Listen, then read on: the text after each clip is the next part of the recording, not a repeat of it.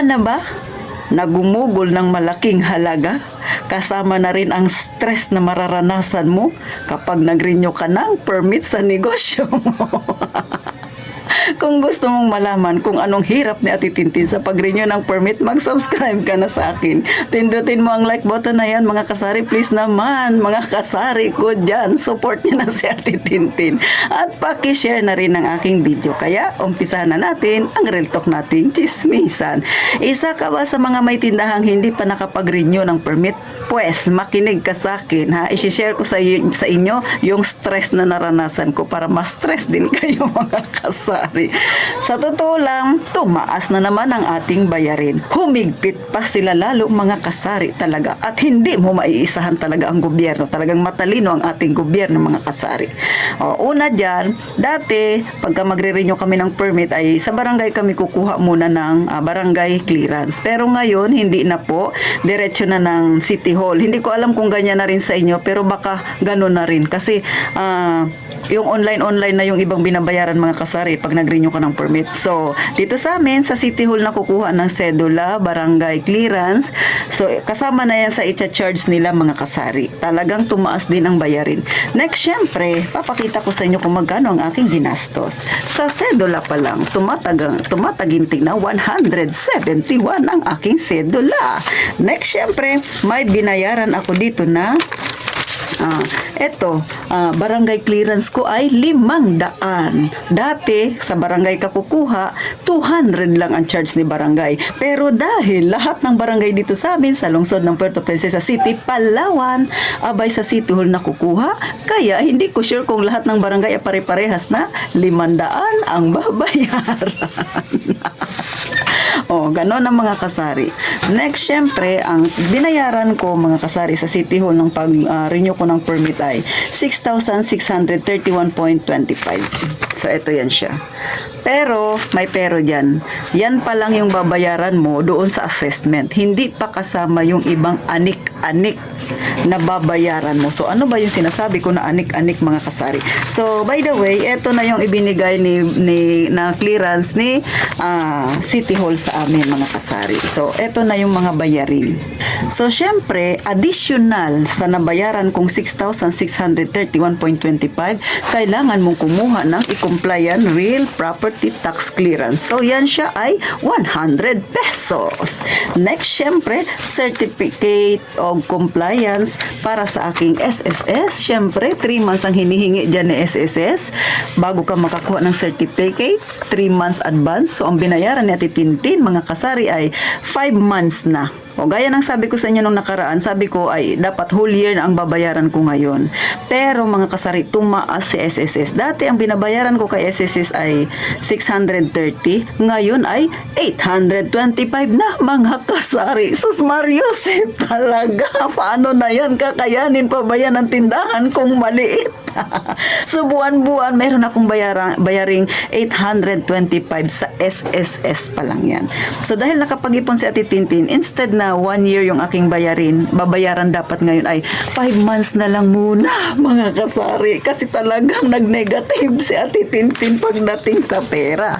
Kasi nga, sobrang itinaas, mga kasari, ng contribution ko sa SSS. Next, syempre, dahil sa Ate Tintin ay mayroon tayong maliit na lupa, so kailangan natin kumuha ng clearance fee tax. So, kailangan nating bayaran muna yung tax natin sa lupa, mga kasari. Dahil dyan, ang clearance fee tax ay 100 pesos. Next, syempre, ang aking lupa ay maliit lang naman. So, 2 taon na yung aking binayaran. Ang binayaran ko ay 890.44, mga kasari, ha. So, yan ang mga additional na binayaran ko. So, kung wala naman kayong lupa, so pass kayo dito. Pero kailangan nyo pa rin kumuha, syempre, ng business permit sa real tax clearance, which is 100 pesos ang babayaran mo yan. Papel lang yan, mga kasari. Pero 100 yan. Next, syempre, mga kasari, meron tayong kasama dito ay sa sanitary. Eto ang sanitary. Ito na yung result. So, sa sanitary, additional na naman na 100 piso. Bago ka magkaroon yan, bago ka magkaroon nito, yan, abay, kailangan mo nito. Ano ito? X-ray. So, sa X-ray, 100 pesos kay City Hall ang binayaran ko, plus x-ray ko na 300 pesos, tumataginting na 400 pesos. Pambihira talagang gastusin yan. Walang katapusan. Siyempre, hindi pa huhuli dyan si Fire.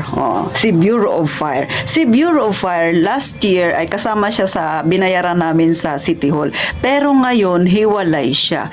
Kaya, last year ay 500. Hindi ko alam kung tumaas si Bureau of Fire. Pero ito, hindi ko pa nababayaran. So, additional ka na namang 500 pesos. So, binigay ito ni Bureau of Fire. I-scan mo lang ito siya. So, doon ka na mag-create ka pa ng account bago magla-login. Then, magbayad ka through online. GCash, ano pa ba yung isang bangko? Land Bank at saka Paymaya. Pili ka lang mga kasari ha. So, additional, bayarin ito. Next, syempre, kung hindi ka pa nakakuha ng DTI mo, which is, kinuha ko itong mga kasari noong nakaraang taon lang.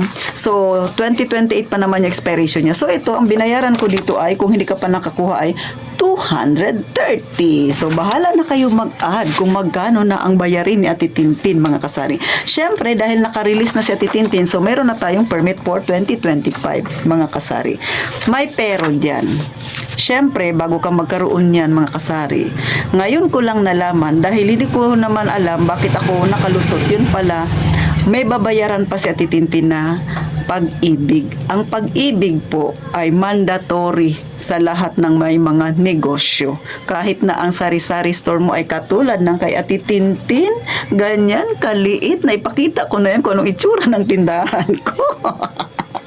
400 pesos ang babayaran mo. 400 pesos kada buwan. O, mandatory na yan. Bakit ko nasabing mandatory? Yung aking kakompetensya, nandyan lang sa unahan nakatira. 2018, ipinangalan niya ang kanyang business sa anak niya dahil ang anak niya ay nagtatrabaho, kasi iniisip niya hindi na magbabayad ng pag-ibig kasi nga nagtatrabaho yung anak niya, which is may pag-ibig ng kinakaltas. Mali pala yun. Pagka ikaw ay may trabaho tapos meron ka pang negosyo, dalawang pag-ibig contribution ang babayaran mo. Kung ikaw ay empleyado, self-empleyado, di syempre may bayarin si yung empleyado, employer mo. So iba yun. Kung ikaw ay empleyado pas may negosyo ka, mayroon ka pang contribution na para sa negosyo na yun. So talaga naman, paldo-paldo sa pera. Si pag-ibig, sus Mariusip. Bakit ko nasabi? Kasi ito na mga kasari, nag-renew na itong kakompetensya ko, naharang siya, kailangan niya nang kumuha ng certificate ng pag-ibig. Bago ka makakuha, bayaran mo yun lahat. Ngayon, 2018 pa siya, 2018 ay pangalan niya sa anak niya, hindi naghuhulog yung anak niya ng contribution sa pag-ibig, sa business ha, pero yung sarili niya, dahil empleyado siya dati, may hulog yun. May impito pa nga siya. Pero dahil hindi niya nahulugan na para sa business, abay, sinisingil siya ngayon ni pag-ibig. At ang babayaran niya simula 2018 hanggang ngayon ay 17,000 pesos. Tumataginting na 17,000 pesos, mga kasari.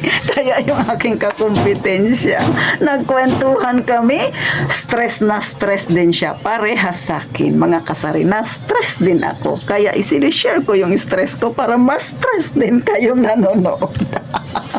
At hindi pa dyan nagtatapos, mga kasari ha. Siyempre, kanina ay nag-renew na, yung kulang ko na lang kasi talaga ay sanitary. So, ang kulang ko sanitary, Bureau of Fire, hindi ko pa siya nababayaran kasi gagawa pa ako ng account. Then, SSS, 5 months lang yung nahulog ko, okay na siya. Then, pag-ibig ang hindi ko nahulugan. So, si Ate Tintin, nag-start kasi yung business ko ay nag-start lang ng 2023 na nakapangalan sa akin. Kasi, nung nag-start ako ng 2020, kay mother pa to nakapangalan. Kasi nga, naghuhulog pa si mother dati. So, sabi niya, sayang naman. Pero, nung nag-senior na si mother, so, pinangalan na sa akin. Pero, ako na ang nagmamanage noon, mga kasari, nung nag-start ako. So, 2023, meaning kung itotal ko hanggang ngayon, kailangan ko ring magbayad sa pag-ibig. Hindi pa kasama dyan yung PhilHealth. So, idaan na lang natin sa tawa, mga kasari, dahil ayokong ma-stress, mga kasari. At take note, pagbalik ko kanina, mga kasari, kanina bumalik ako kasi kailangan ko nang tapusin kasi kahapon nagpa-medical na ako para makuha ko kaagad yung x-ray results, which is kaninang umaga ko nakuha din, hinatid ko na kaagad sa City Hall. So, binigyan na ako nito, tapos binigyan na ako nito, mga kasari. Ito ay pinalaminate ko. Ito yung original kasi sabi ng taga ipalaminate daw. Pero, may, sabi nung taga sanitary, ngayon ay online na rin ito. Pag kayo pupunta ng sanitary, endorse nyo to, pinakahuli na bago kayo mabigyan nito ay mag-online pa kayo. Kaya sa mga hindi, sa bagay, nag-assist naman sila, mga kasari. So, kailangan may dala talaga kayong cellphone at loadan nyo yan kasi kailangan nila yan kasi para makapag-online ka. O, di ba? Masakit na sa bulsa, masakit pa sa isipan, nai-stress ka, ang laki-laki ng halaga talaga. So, I think kung ang babayaran mo sa loob ng isang taon kung babayaran mo si SSS, kung kayo ay kapareha sa akin, bayaran mo ng whole year si SSS, whole year si Pag-ibig, hindi kasama yung kay kay PhilHealth, mga kasari, ihanda mo ang 20,000. Pero hihigit pa yan dyan kapag nag-mandatory na rin itong si PhilHealth, mga kasari. Sa ngayon, antahin ko na lang kung kailan ako masita ni PhilHealth. Kaya wala na akong pera. Sus Mariusip, mga kasari, masakit talaga sa ulo. Pasensya na kayo, medyo mahaba talaga yung vlog natin, mga kasari, kasi sinishare ko sa inyo yung stress ko. Alam niyo, mga kasari, kahapon hindi ako nagbukas ng tindahan kasi alas 8 pa lang umalis na ako dito sa bahay. Nakauwi ako past 5 o'clock na. O, lahat yun. Galing ako ng City Hall. Lumabas ako ng City Hall ay alas 4:30. Diretso na ako nagpa-x-ray. So, saglit lang x-ray. Wala pa 10 minutes. Tapos, umuwi na ako. So, kanina ko lang, ngayong January 3 ko lang nakuha yung aking x-ray. Kaya, diretso na naman ako ng City Health. So, pumunta ako sa sanitary. So, inabot na naman ako doon ng halos mga 2 oras. Wala na nga masyadong customer o mga client na pumunta doon, mga kasari. Pero, dahil natapat sila ng meeting, so natagal na naman doon sa titintin. Kaya, ihanda ninyo ang inyong sarili, ihanda ninyo ang puwet ninyo dahil grabe ang upo-upo ninyo doon, at higit sa lahat, ihanda ninyo ang malaking perang babaunin ninyo dahil marami kayong bayarin.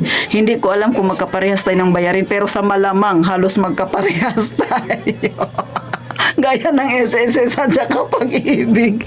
So, nasa sa inyo na yan, Kaya sa mga wala pang tindahan dyan, abay, pag-isipang maigi, Hindi lang yan, masipag-sipag ka dyan, kundi kailangan din talaga na may pera ka, mga kasari, kasi medyo malaki at hindi birong halaga talaga ang kakailanganin mo pag nag-renew ka na ng permit. Kaya yung aking kakompetensya dito, sabi niya, magre-report talaga siya sa aming mga kakompetensya dito na walang permit kasi unfair sa amin dahil ang laki ng halaga na aming bayarin, mga kasari. So, hanggang dito na lang si Ate Tintin. Sana na-stress din kayo kasi hindi pa kayo nakapag-renew. Good luck sa inyong lahat sa pagre-renew ninyo ng inyong permit. So, dinadaan ko na lang sa tawa dahil lagi namang happy si Ate Tintin, pero ngayon medyo talagang nakakalungkot ang aking pitaka. So, paano, mga kasari? Mag-iingat kayong palagi, mga kasari.